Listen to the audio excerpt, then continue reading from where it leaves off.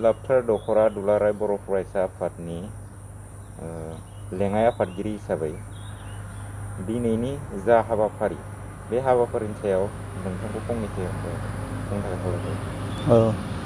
दिनै 12 मे बर' बिमा सान 1988 मायथाइयाव हेलेना आरो गायदे बसुमतारी बिथांमोना दिनै 12 मे 1988 मायथाइयाव बै समनि सोमावसारनायाव बै समाव सोमावसारनाया खोब गाज्रि हालोदाव जादोंमोन आरो पुलिसनि नोजोराव आसाम सरकारनि नोजोराव बर'फोरा ओंखारनो हायै बायदि मोनसे हालोद बै समनि सोमावसारनाया बर'नि जाय समाव दाय गैयै 6 बर' हौवाफोरखौ पुलिसा हमना लांनो नागिरदोंमोन।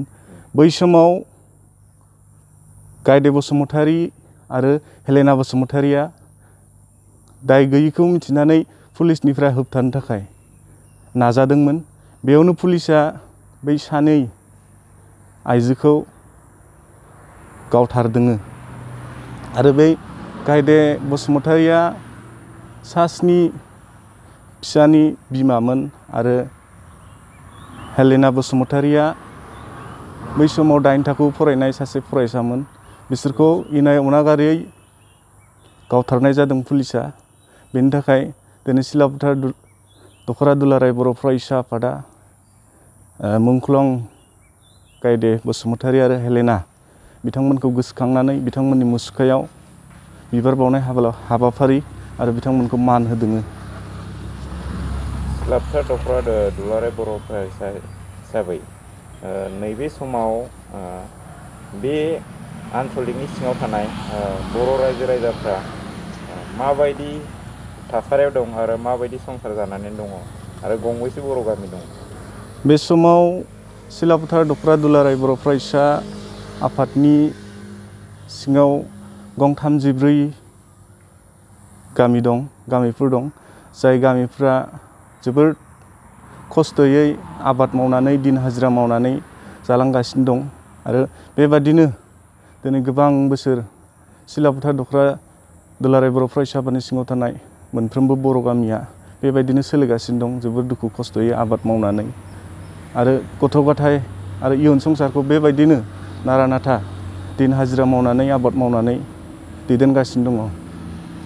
फरायनाय बिथिङाव माबायदि दख'रा हिसाबै माबायदि थांखि लादों?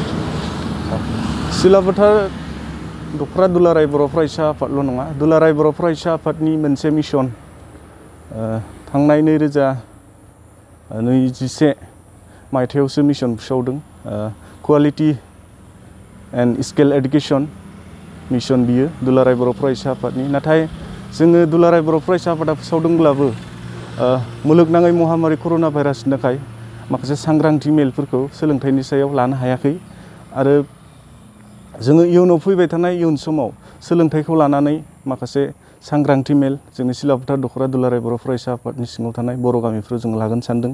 नाथाय नैबे महामारि कर'ना भाइरासआ जोंखौ थासारिया गाज्रिनि थाखाय जोङो बेबायदि सोलोंथाइ सांग्रांथि मेल लानो हायाखै आरो इयुनाव जोङो लागोन।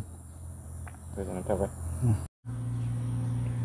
दिनैनि जा फिरफिला बिरहोनाय हाबाफारि लोगोसेनो गायदे आरो हेलेना आइजो बिथांमोननि जा बड'लेण्ड सोमावसारनायाव बै समाव गिबि मुंख्लं जाजेननाय बिथांमोननि सायाव एसे खेंफोरथि होनो थाखाय आङो नेहाथारिखौ खावलायबाय।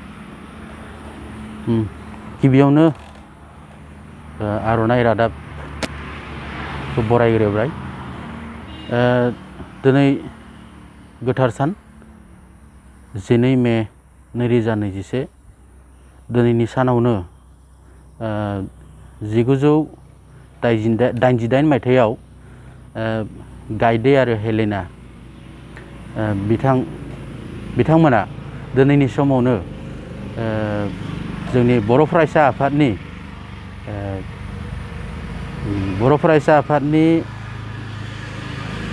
सोमावसारनायाव बिथांमोना बाहागो लाहैदोंमोन। बेवहायनो बिथांमोननि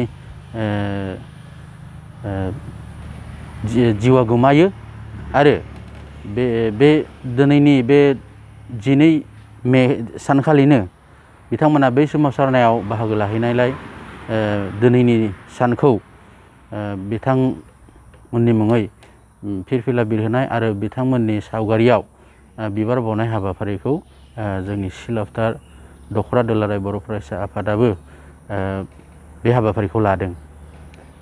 सिलाफथार दखरा दुलाराय बर' फरायसा आफादै बे सिलाफथार दखरानि सिङाव थानाय बर' रायजो राजाफ्रा COVID-19 नि थाखाय माबायदि सांग्रांथि जानानै दं? ओरैनोथ' बुंनो थाङोब्ला दा COVID-19 नि जिथुनाखि साग्लोबसारनाय बुहुमनां बियो दा साग्लोबसारदों। बेयाव जोङो सरकारा जिथुनाखि दा नियम निति बा रुल्सफोरखौ बानायना होखादों। बे हिसाबै जोङो सरकारनि नियम नितिफोरखौ गासैबो आं बेखौनो खावलायगोन गासैबो बर' रायजो राजा नोंथांमोना फालिनानै बा मानिनानै सोलियो। आं बेखौनो सिलाफथार दखरा दुलाराय बर' फरायसा आफादनिफ्राय खावलायदों।